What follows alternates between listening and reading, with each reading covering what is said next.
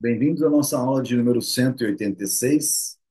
Continuando o item 7, existe um subitem, item 6 e item 7, maravilhosos, né? Dentro do nosso curso aí. E subitem agora é a diferença entre expansão do crédito e inflação simples. Vamos pegar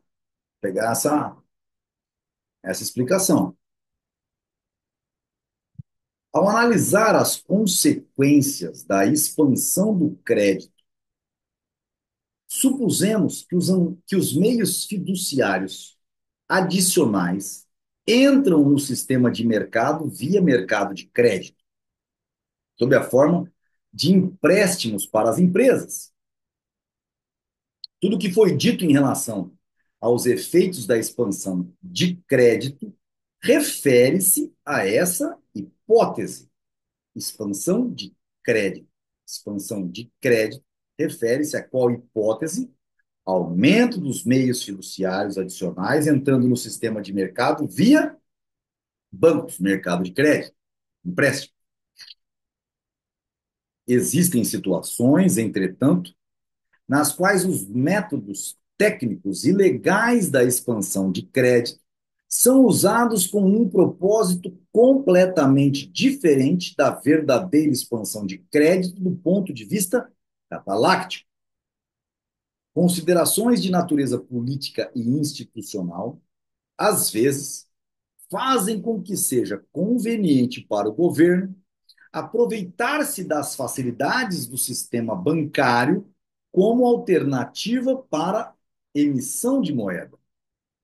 Fiat, óbvio. Óbvio. O Tesouro toma emprestado dos bancos e os bancos conseguem os recursos necessários. De que maneira? Ou através da emissão de notas bancárias adicionais, ou creditando o governo numa conta corrente. O Tesouro toma emprestado dos bancos e os bancos conseguem os recursos necessários para poder emprestar o Tesouro, ou através da emissão de notas bancárias adicionais, ou creditando o governo numa conta corrente. Legalmente, os bancos tornam-se credores, emprestadores do Tesouro. Na realidade, a operação se resume a um caso típico da inflação provocada pela emissão de moeda fiat. Os meios fiduciários adicionais entram no mercado através do Tesouro, que os utiliza para pagar despesas do governo. São estes gastos públicos adicionais que estimulam a expansão das atividades econômicas. Eu dei um spoiler lá, né, na estagflação. A emissão dessa moeda fiat recém-criada não interfere diretamente na taxa bruta de juro do mercado, qualquer que seja a taxa de juro que o governo pague ao banco. Não considerando o surgimento de um prêmio compensatório positivo, não considerando o surgimento de um prêmio compensatório positivo, lembra que é o prêmio compensatório, é a correção monetária. Se uma parte dessa moeda fiat adicional chegar ao mercado de crédito num momento em que os seus efeitos sobre os preços das mercadorias e sobre os salários ainda não tiverem consumado. Então vamos lá. A emissão dessa moeda fiat recém-criada não interfere a taxa bruta de juro do mercado. Não é para se emprestar para um monte de gente, fazer uma concorrência entre bancos, vai quem empresta mais, diminuir os juros. Não. Sabe onde que eu estou?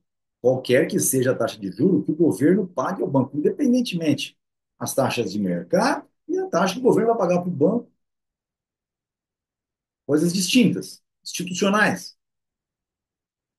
Ela só afetará o mercado de crédito e a taxa bruta de juro do mercado, não considerando o surgimento de um prêmio compensatório positivo, se uma parte dessa moeda fiat adicional chegar ao mercado de crédito no momento em que os seus efeitos sobre os preços das mercadorias e sobre os salários ainda não se tiverem consumado. Presta atenção, porque essa colocação é importantíssima. Então, fez esse, esse engendramento banco-tesouro, e Mises está explicando o seguinte, que essa moeda nova, recém-criada, ela não vai interferir diretamente na taxa bruta de juros do mercado, independentemente da taxa que combine o banco e o tesouro. Ela só afetará o mercado de crédito, isso, obviamente, a taxa bruta de juros do mercado, não considerando o surgimento de um prêmio compensatório positivo, que já vai estar acontecendo, porque você já subiu os preços. Se uma parte dessa moeda fiat, que adicionou no mercado através dessa operação, e o Tesouro e o Brasil gastou para pagar suas contas, se essa moeda fiat adicional chegar então ao mercado de crédito, num momento em que os seus efeitos sobre os preços das mercadorias e sobre os salários ainda não se tiverem consumado. Ou seja, essa tramóia bancos-tesouro fez esse aumento de moeda fiat, mas ainda não houve o aumento das mercadorias e sobre os salários, então ainda não se sentiu um aumento, né, dos preços ou desvalorização da moeda. Esse dinheiro chegou novamente ao mercado de crédito, nos bancos, para eles emprestarem, e ainda não subiu. E aí, obviamente que ainda não surgiu o prêmio compensatório, porque ninguém falou que vai ter inflação. Inflação no sentido de aumentar preços, mas que é o errado, né? Ninguém falou disso ainda. Então, como isso chegou no mercado de crédito e agora vai se emprestar essa moeda nova, obviamente que vai afetar a todas as questões, incluindo aí o prêmio compensatório positivo. Foi essa, por exemplo, a situação nos Estados Unidos durante a Segunda Guerra Mundial. Independentemente da política de expansão creditícia que já vinha sendo adotado antes do início da guerra, o governo contraiu pesadas dívidas com o sistema bancário. Do ponto de vista técnico, tais operações podiam ser consideradas como expansão creditícia. Na realidade, foi uma forma de emitir papel moeda. Só precisa produzir armas. Mas estava explicado lá a questão de como que foi o Bretton Woods, tal, blá, blá, blá, o Pills Act, né? De 1940, surgem as eleições, assume 41, né? Ok? Ah, outros países recorreram a técnicas ainda mais complicadas. O Reich alemão, por exemplo, durante a Primeira Guerra Mundial, vendeu títulos ao público.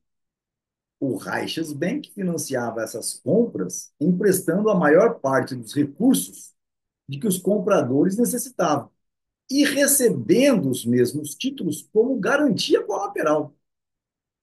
Então, emprestava para o Zé um tanto de dinheiro.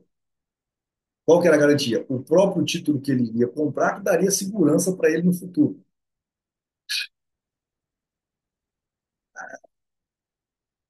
Achando que vai se conseguir fazer uma riqueza do nada e que o crescimento tecnológico advindo desse malabarismo todo vai suprir todos os problemas que seriam ocasionados, que vão ser ocasionados por esse aumento de base monetária.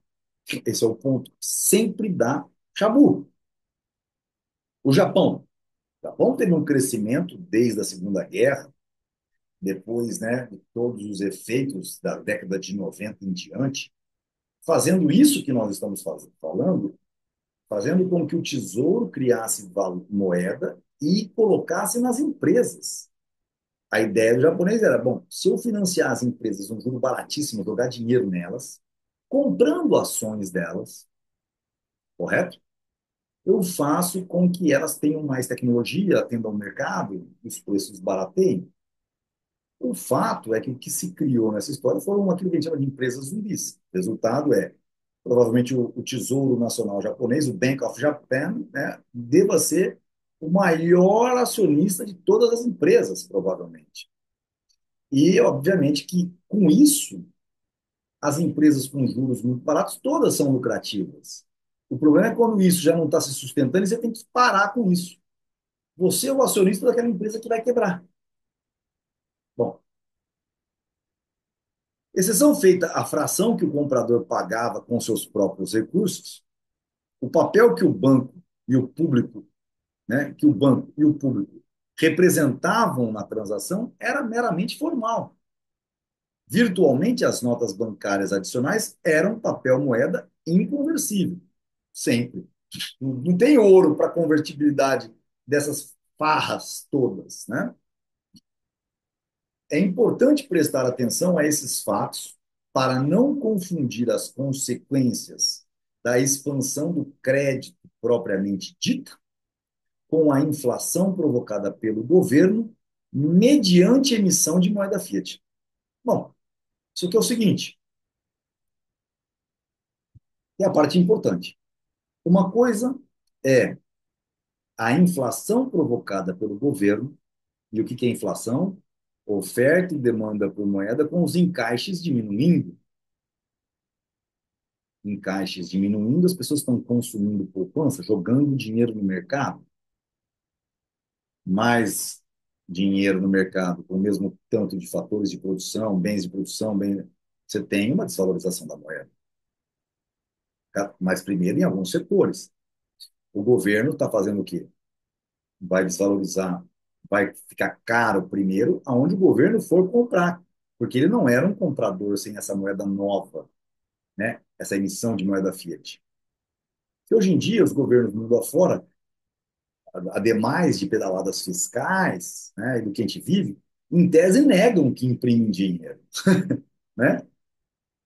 Pois bem, está explicado a diferença das duas coisas e espero, obviamente, que assistam, porque esses conceitos precisam estar sempre muito arraigados dentro de nós, certo? Abraço, até a próxima aula.